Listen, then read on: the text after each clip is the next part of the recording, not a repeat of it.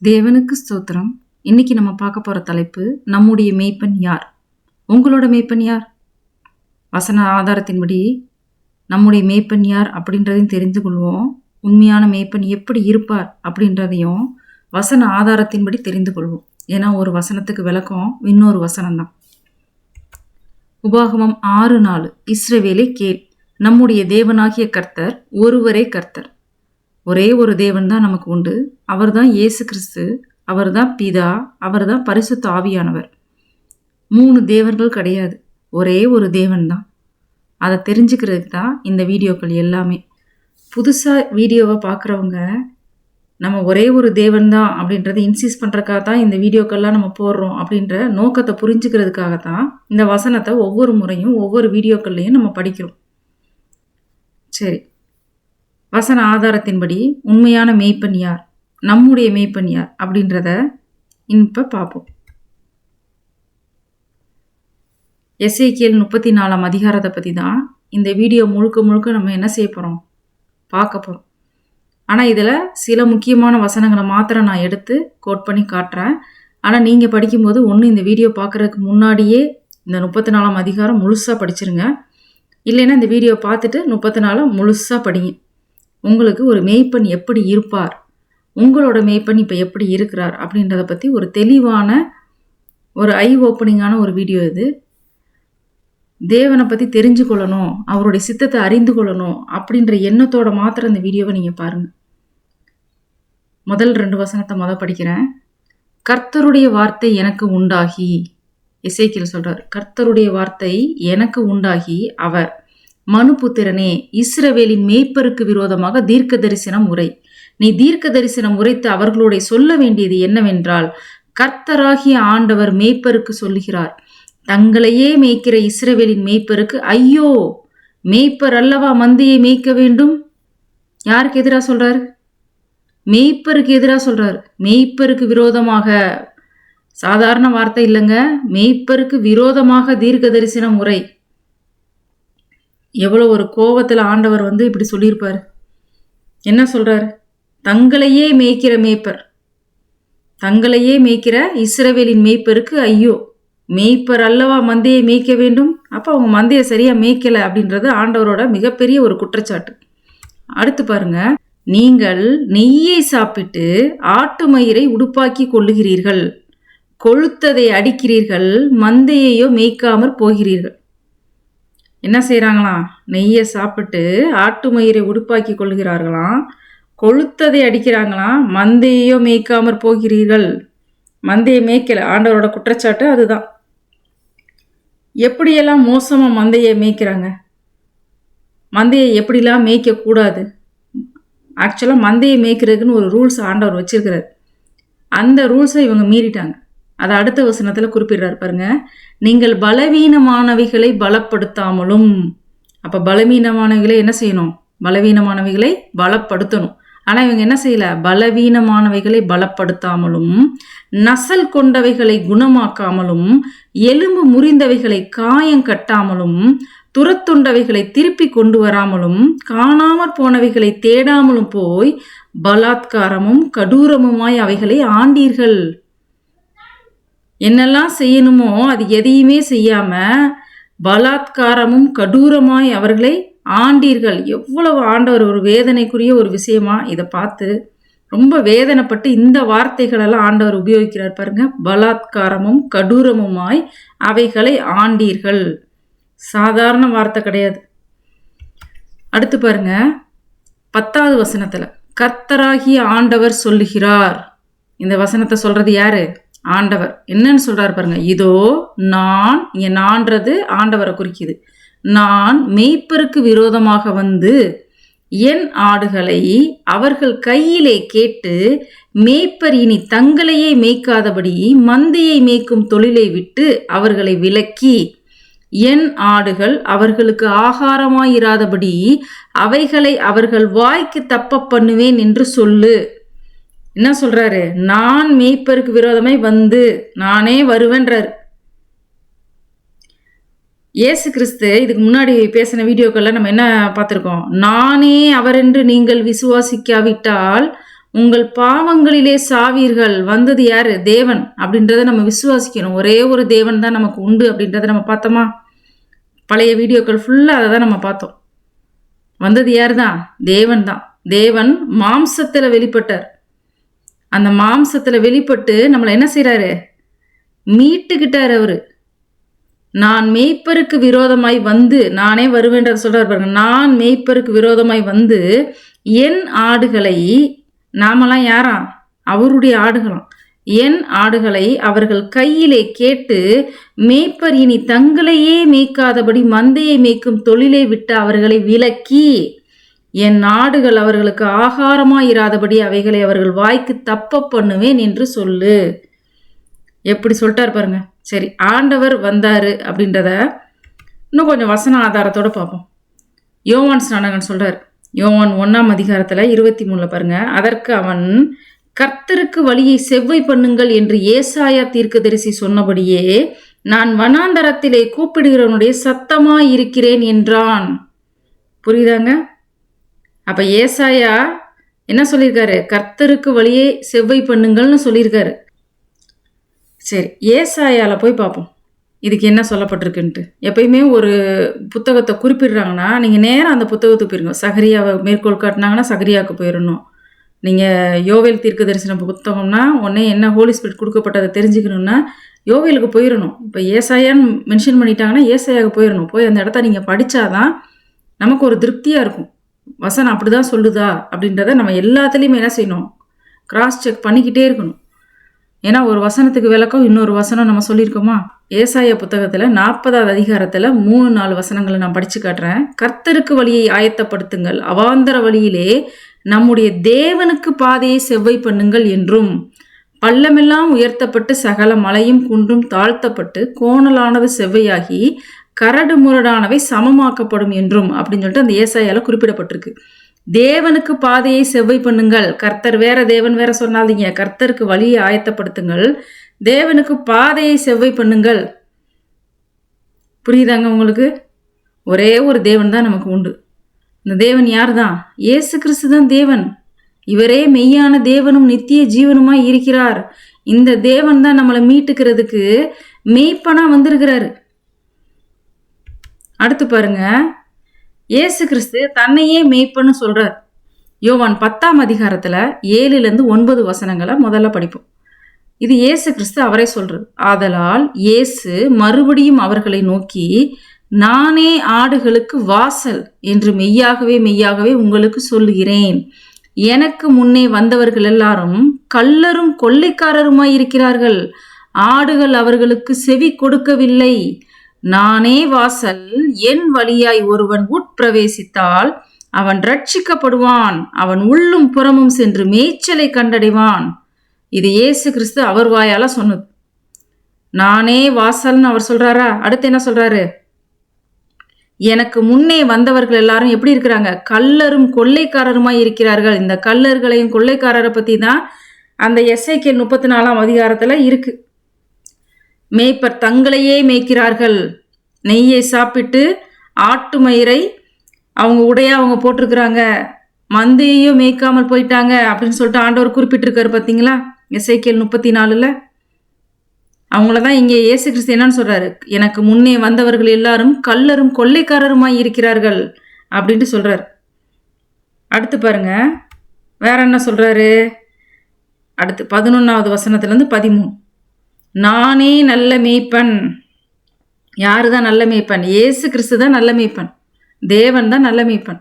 அது அவரே அவர் வாயால சொல்றாரு பாருங்க. நானே நல்ல மேய்ப்பன். நல்ல மேய்ப்பன் ஆடுகளுக்காக தன் ஜீவனை கொடுக்கிறான். உங்களுக்காக ஜீவனை கொடுத்தது யாரு?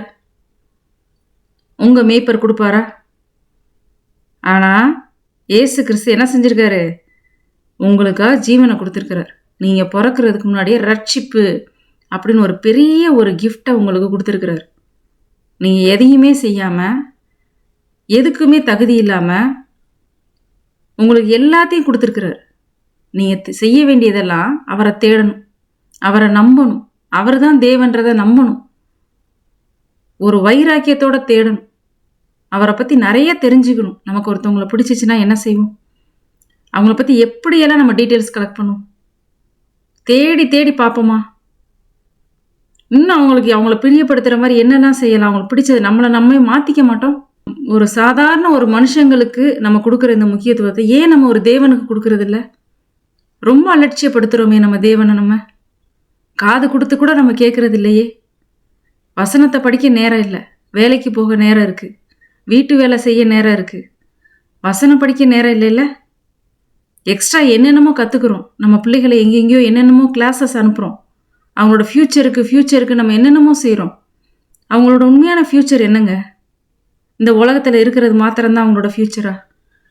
இந்த உலகத்தில் இருக்கிறது மாத்திரம்தான் நம்மளோட ஃப்யூச்சரா?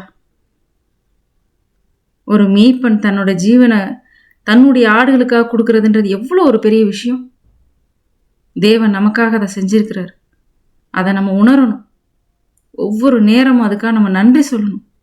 நித்திய ஜீவனை நமக்காக கொடுத்துருக்கிறார். நம்மளை விட்டு பிரிய மனசு இல்லாமல் நம்மளுக்குள்ளே பரிசுத்த ஆவியா வாசம் பண்றார்.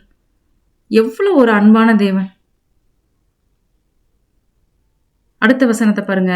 மேய்ப்பனாய் இராதவனும் ஆடுகள் தனக்கு சொந்தமல்லாதவனுமான கூலியால் ஓனாய் வருகிறதை கண்டு ஆடுகளை விட்டு ஓடி போகிறான். அப்பொழுது ஓனாய் ஆடுகளை பீறி அவைகளை சிதறடிக்கும். கூலியால் கூலிக்காக வேலை செய்கிறவன் ஆகையால் ஓடி போகிறான். ஆடுகளுக்காக அவன் கவலைப்படான். கூலிக்காக வேலை செய்கிறவங்களுக்கும் உண்மையிலே நேசித்து செய்கிறவங்களுக்குள்ள ஒரு வித்தியாசம்தான் இது. தன்னுடைய சாயல படைக்கப்பட்ட மனுஷனை மீட்டெடுக்கிறதுக்காக தானே வந்தார் பாருங்க, பலியா. இப்படி யாரு செய்ய முடியும்? இது இந்த மாதிரி ஒரு தேவனை பத்தி நமக்கு வேற மதத்துல கூட நம்ம இப்படி கேள்விப்பட்டது இல்லையே. தன்னோட ஜீவனை கொடுக்குற ஒரு தேவனை. அடுத்து பாருங்க, திரும்ப நம்ம எசேக்கியேலுக்கு தான் போறோம். அதுல 15-16 வசனத்துல பாருங்க. என் ஆடுகளை நான் மேய்த்து, வேற யாரையோ வச்சு மேய்க்கிறது இல்ல. அவர் என்ன சொல்றாரு? என் ஆடுகளை நான் மேய்த்து அவைகளை நான் மடக்குவேன் என்று கர்த்தராகிய ஆண்டவர் சொல்லுகிறார். நான் காணாமற் போனதை தேடி துரத்துண்டதை திருப்பி கொண்டு வந்து எலும்பு முறிந்ததை காயங்கட்டி நசல் கொண்டதை திடப்படுத்துவேன். நியாயத்துக்கு தக்கதாய் அவைகளை மேய்த்து புஷ்டியும் பலமும் உள்ளவைகளை அழிப்பேன். முன்னாடி ஒரு மேய்ப்பன் எதெல்லாம் செய்யாம இவங்க போயிட்டாங்க, அந்த மோசமா இருக்கக்கூடிய மேய்ப்பர்கள் எதெல்லாம் செய்யலை அப்படின்னு சொன்னதெல்லாம் இங்க நான் செய்வேன்னு சொல்லி ஆண்டவர் வாக்கு கொடுக்குறாரு பாருங்க. காணாமற் போனதை தேடுவாராம். தேடி துரத்துண்டதை திருப்பி கொண்டு வந்து எலும்பு முறிந்ததை காயம் கட்டி நசல் கொண்டதை திடப்படுத்துவேன். எப்படி ஒரு வாக்குறுதி கொடுக்குறாரு? எப்படி இருந்தாலும் உன்னை நான் என்ன செய்வேன்? சரியாக்கி உன்னை கொண்டு வந்து வைப்பேன்றதா இதோட அர்த்தம். ஒரு பொசசிவான காட். அவர் எப்படி சொல்றாரு பாருங்க. நான் மேய்த்து நான் மடக்குவேன். புரியுதா? அவருடைய உரிமையை அவர் எங்கேயும் யாருக்கிட்டையும் விட்டு கொடுக்க மாட்டார். அடுத்து பாருங்க, அதே அதிகாரத்துல 22-23. நான் என் ஆடுகளை இனி சூறையாகாதபடிக்கு ரட்சிக்கக்கூடிய ஒரே ஆள் யாரு? தேவன் மாத்திரம்தான். ஆடுகளுக்கும் நியாயம் தீர்ப்பேன். அவர்களை மேய்க்கும்படி என் தாசனாகிய தாவீது என்னும் ஒரே மேய்ப்பனை நான் அவர்கள் மேல் விசாரிப்பாயிருக்க ஏற்படுத்துவேன். இவர் அவர்களை மேய்த்து இவரே அவர்களுக்கு மேய்ப்பனாய் இருப்பார். ஒரே மேய்ப்பனை தான் ஏற்படுத்துவாராம். 23 வசனத்துல பாருங்க. என் தாசனாகிய தாவீது என்னும் ஒரே மேய்ப்பனை. தாசனாகிய தாவீதுன்னு இங்க குறிப்பிடுறது தாவீதோட வம்சாவளியில் வர இயேசு கிறிஸ்துவை தான் குறிக்குது. சரியாங்க? அப்ப ஒரே மேய்ப்பன் யாரு தான்? இயேசு கிறிஸ்து தான். அங்க இயேசு கிறிஸ்துவே நமக்கு என்ன சொன்னாரு? நானே நல்ல மேய்ப்பன் அப்படின்னு சொன்னாரா? அடுத்து பாருங்க. இவர் அவர்களை மேய்த்து இவரே அவர்களுக்கு மேய்ப்பனாய் இருப்பார். தாவீதின் வம்சத்துல வரக்கூடிய இயேசு கிறிஸ்து தான் ஒரே மேய்ப்பன். அவர் தான் அவங்கள மேய்ப்பாருங்க அப்படின்றத தீர்க்க தரிசனமா இந்த வசனத்துல சொல்லப்பட்டிருக்கு. அடுத்து பாருங்க 24 வசனத்துல. கர்த்தராகிய நான் அவர்களுக்கு தேவனாக இருப்பேன். கர்த்தர் வேற தேவன் வேறன்றவங்க இதை கேட்டுக்கோங்க. கர்த்தராகிய நான் அவர்களுக்கு தேவனாக இருப்பேன். என் தாசனாகிய தாவீது அவர்கள் நடுவில் அதிபதியாய் இருப்பார். கர்த்தராகிய நான் இதை சொன்னேன். அடுத்து 26வது வசனத்துல, நான் அவர்களையும் என் மேட்டின் சுற்றுப்புறங்களையும் ஆசீர்வாதமாக்கி ஏற்ற காலத்திலே மழையை பெய்ய பண்ணுவேன். ஆசீர்வாதமான மழை பெய்யும். ஆசீர்வாதம் அப்படின்னதும் நமக்கு நம்மளுடைய முன்னாடி இருக்கக்கூடிய மேய்ப்பர்கள், போதகர்கள் என்ன சொல்லி கொடுத்தாங்க? ஆசீர்வாதனாலே ஒரு உலக பிரகாரமான ஒரு வார்த்தையா மாத்திட்டாங்க. ஆனா உண்மையிலே வேதம் சொல்லக்கூடிய ஆசீர்வாதம் என்னது? சரி, வசன ஆதாரத்தோடு பார்ப்போம். இதுல அந்த ஆசீர்வாத மலை, உண்மையிலேயே அந்த ஆசீர்வாத மலை என்னன்றது இங்க இருக்கு. தாகமுள்ளவன் மேல் தண்ணீரையும் வறண்ட நிலத்தின் மேல் ஆறுகளையும் ஊற்றுவேன். உன் சந்ததியின் மேல் என் ஆவியையும் உன் சந்தானத்தின் மேல் என் ஆசீர்வாதத்தையும் ஊற்றுவேன். உண்மையான ஆசீர்வாதம் எது? ஆவியை நம்ம பெறுறதுதான். புரியுதாங்க? உலக பிரகாரமான ஆசீர்வாதம் உண்மையான ஆசீர்வாதம் கிடையாது. எது தேவனுடைய ஈவு? அவருடைய ஆவியை நம்ம பெறுறதுதான். அடுத்து பாருங்க, எசேக்கியேல் 34ஆம் அதிகாரத்துல 31வது வசனம். என் மந்தையும் என் மேய்ச்சலின் ஆடுகளுமாகிய நீங்கள் மனுஷர், நான் உங்கள் தேவன் என்று கர்த்தராகிய ஆண்டவர் உரைக்கிறார் என்று சொல் என்றார். மந்தையும் மேய்ச்சலின் ஆடுகளும் நீங்க தான், மனுஷங்க தான் அப்படின்றத எவ்வளோ விளக்கமா சொல்லியிருக்காங்க பாருங்க. அந்த அதிகாரத்தை முடிக்கும் போது, நான் உங்கள் தேவன் என்று கர்த்தராகிய ஆண்டவர் உரைக்கிறார். சரி, அவருடைய மேய்ச்சலின் ஆடு நம்ம தானா? உண்மையிலே நாம் அவருடைய ஆடுகள் தானா? அப்ப நம்ம என்ன செய்யணும்? இங்க ஆண்டவர் என்ன சொல்றாரு? யோவான் 10:27, என் ஆடுகள் என் சத்தத்திற்கு செவி கொடுக்கிறது, நான் அவைகளை அறிந்திருக்கிறேன், அவைகள் எனக்கு பின் செல்லுகிறது. உண்மையிலே நீங்க அவருடைய ஆடுனா அவருடைய சத்தத்துக்கு செவி கொடுக்கணும், அவருடைய வசனத்துக்கு கீழ்ப்படியணும். வசனம் சொல்லுதா? நம்புங்க. மனுஷன் சொன்னானா நம்பாதீங்க. யாரு சொன்னா என்ன? வசனம் சொல்லுதா கேளுங்க. வேதத்தை எடுங்க, திருப்பி பாருங்க. ஒரு குறிப்பிட்ட அவங்க ஒரு வசனத்தோட இருப்பிடத்தை சொல்றாங்களா, இதுல இப்படி இருக்கு அப்படின்னு சொல்லி ஒரு பிரசங்கத்துல சொல்றாங்களா, உடனே வீட்டுல போய் என்ன செய்யுங்க, அந்த வசனத்தை எடுத்து வச்சு உண்மையிலே வேதம் அப்படி சொல்லுதா அப்படின்னு பாருங்க. அப்பதான் நீங்க வசனத்துல வளர முடியும். அடுத்து என்ன சொல்றாரு? நான் அவைகளை அறிந்திருக்கிறேன், என்னுடைய ஆடு எதுன்றத நான் தெரிஞ்சிருக்கிறேன், அவைகள் எனக்கு பின் செல்லுகிறது. நீங்க பின்னாடி போகணும். மேய்ப்பன் பின்னாடி போனாதான் நீங்க மேய்ப்பனோட ஆடு. மேய்ப்பனோட சத்தத்துக்கு செவி கொடுக்கணும். வெளிப்படுத்தின விசேஷம் 3:20, இதோ வாசற்படியிலே நின்று தட்டுகிறேன், ஒருவன் என் சத்தத்தை கேட்டு கதவை திறந்தால் அவனிடத்தில் நான் பிரவேசித்து அவனோடே போஜனம் பண்ணுவேன், அவனும் என்னோடே போஜனம் பண்ணுவான். அந்த தனிப்பட்ட மனிதரை தான் ஆண்டவர் குறிப்பிடுறாரு. அவர் சத்தத்துக்கு கேட்டு கதவை திறந்தா அவர் உங்க கூட பிரவேசித்து உங்க கூட போஜனம் பண்ணுவார். புரியுதாங்க? உங்க பாஸ்டர் கூட போஜனம் பண்ண மாட்டார். அது அவருக்குள்ள தனியாக இருக்கக்கூடிய ஒரு ரிலேஷன்ஷிப். உங்கள் பாஸ்டருக்கும் உங்கள் போதகருக்கும் ஆண்டவர் கூட இருக்கக்கூடிய ஒரு ரிலேஷன்ஷிப், அது வேற. ஆனால் ஒவ்வொரு இண்டிவிஜுவல் பர்சனும் தனியாக ஆண்டவர்கிட்ட ரிலேஷன்ஷிப் வச்சுருக்கணும். நான் எப்பயுமே சொல்கிறது இதுதான். சாதாரண ஒரு சத்தம் தான் என்னுடைய சத்தம். என்ன சத்தம்? ஆண்டவருடைய ஆடுகள் ஆண்டவருக்கு செவி கொடுங்க அப்படின்றது. நீங்கள் எப்போ கொடுக்க ஆரம்பித்து ஆண்டவரை நெருங்கிட்டீங்களோ அவருடைய பரிசுத்தாவி உங்களுக்குள்ள வந்துருச்சு. அதுக்கப்புறம் நீங்கள் என்ன செய்வீங்க? அவனுக்குள் இருக்கும் அபிஷேகமே அவனுக்கு போதிக்கும், வேறொருவரும் போதிக்க வேண்டுவதில்லை. இந்த வீடியோக்களை நீங்கள் பார்க்கவே தேவையில்லை. தேவன் உங்களுக்கு என்ன செய்ய ஆரம்பிச்சிருவாரு? அவர் உங்களுக்கு டீச் பண்ண ஆரம்பிச்சிருவாரு. என்ன மாதிரியோ இல்லை வேற இன்னும் வசனங்களை சொல்லித்தரக்கூடிய மற்ற யாருமோ உங்களுக்கு தேவை கிடையாது. புரியுதா? தேவன் எப்படி வச்சிருக்கிறாரு? அவரும் அவருடைய ஆடுகளும் தான். ஆடுகளுக்கு மேலே ஒரு ஆள், அதுக்கு மேலே ஒரு ஆள், ஆடுகள் அவ்வளோதான். இசைவாய் கூட்டி கட்டப்படணும். ஒருத்தவங்க பலவீனமாக இருக்கும்போது வசனத்தை சொல்லி அவங்கள பலப்படுத்தணும். அதுதான் சபை. புரியுதாங்க? சும்மா போய் ஒரு இடத்துல நம்ம உட்காந்து ஒருத்தர் சொல்கிறத கேட்டுட்டு அப்படியே வர்றது பேர் சபை கிடையாது, அது ஆராதனை கிடையாது. அவரோட சத்தம் கேட்டுச்சுன்னா கதவை திறக்கணும், அந்த சத்தத்தை கேட்டு அவரை பின்தொடரணும். இதுதான் உங்கள் வேலை. அப்போ அவர் என்ன செய்வார்? அவனிடத்தில் நான் பிரவேசித்து அவனோட போஜனம் பண்ணுவேன், அவனும் என்னோட போஜனம் பண்ணுவான். புரியுதாங்க? அப்போ உங்களுடைய மேய்ப்பர் யாரு? வசனத்தின்படி இயேசு கிறிஸ்து மாத்திரம்தான் மேய்ப்பர். தேவன் என்ன சொன்னார்? ஒரே ஒரு மேய்ப்பரை உங்களுக்கு ஏற்படுத்துவேன் அப்படின்னு சொல்லியிருக்கிறார். இயேசு கிறிஸ்து தான் உங்கள் மேய்ப்பர். வசன ஆதாரத்தின்படி தேவன் தான் உங்கள் மேய்ப்பர். தேவனுக்கு நீங்கள் கீழ்ப்படிய போகிறீங்களா? மனுஷருக்கு கீழ்ப்படிய போகிறீங்களா? தேவனுக்கு கீழ்ப்படுகிறவங்களா இருந்தால் நீங்கள் என்ன செய்யணும்? அவரோட சத்தத்துக்கு செவி கொடுக்கணும். அவரை பின்தொடரணும். வேதத்தை படிங்க. அவருடைய வசனம்தான் சத்தியம். அந்த சத்தியத்தை நீங்கள் அறியும் போது உங்களை விடுதலையாக்கும். நம்மளால் கனி கொடுக்க முடியாது. அவர் உங்களுக்குள்ளே இருந்தால் மாத்திரம்தான் உங்களால் கனி கொடுக்க முடியும். ஆவியே இல்லாமல் எப்படி ஆவியின் கனியை பெற முடியும்? இந்த வார்த்தைகளை உங்கள் பிள்ளைகளுக்கு சொல்லுங்கள், உங்கள் உறவினர்களுக்கு சொல்லுங்கள். இந்த வசனங்களெல்லாம் காட்டுங்க, ஷேர் பண்ணுங்க, அவங்களோட பேசுங்க. நம்ம எத்தனையோ உலக காரியங்களை பேசுகிறோம், நிறைய விஷயங்களை பேசுகிறோம். கண்டிப்பாக நம்ம ஒவ்வொருத்தருக்கும் அந்த கடமை இருக்குது. நம்மளை சுற்றி இருக்கக்கூடியவங்க, நம்ம பார்க்குறவங்க, நம்ம பேசுகிறவங்க, நம்ம நண்பர்கள், உறவினர்கள் எல்லாருக்கும் குறைந்தபட்சம் அவங்களுக்காவது நம்ம ஆண்டவருடைய வார்த்தையை கொண்டு சேர்க்கணும். இந்த வீடியோக்களை ஷேர் பண்ணுங்கள். ஆண்டவர் கொடுக்கக்கூடிய பலனை நான் மட்டும் அனுபவிக்க போகிறதில்ல. இதை ஷேர் பண்ணக்கூடிய ஒவ்வொருத்தரும் நீங்கள் அனுபவிக்க போகிறீங்க. பரலோகத்தில் அதோட பலனை நம்ம பார்க்க போகிறோம். ஆண்டவரோட வார்த்தைக்கு இடம் கொடுங்க.